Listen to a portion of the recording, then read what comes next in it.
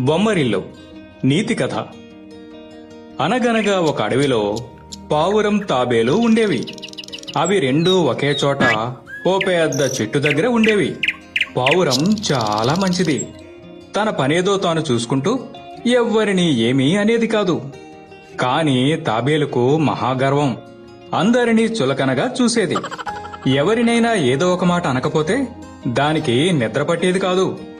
ఒకరోజు గూటిలో ఉన్న పావురాన్ని చూసి, ఓయ్ పావురం, ఆ గూడును కర్ర పొలాలతో చేసినట్టుంది అని అడిగింది తాబేలు. అవును, ఇది నా బొమ్మరిల్లు. కష్టపడి నేనే కట్టుకున్నాను. అని సంతోషంగా జవాబిచ్చింది పావురం. దానికన్నా నా డప్పే చూడ్డానికి బాగుందే అంటూ వెక్కిరించింది తాబేలు. దానితో ఎందుకొచ్చిన గొడవలే అని పావురం ఏమీ మాట్లాడలేదు. అయినా తాబేలు వదిలిపెట్టలేదు.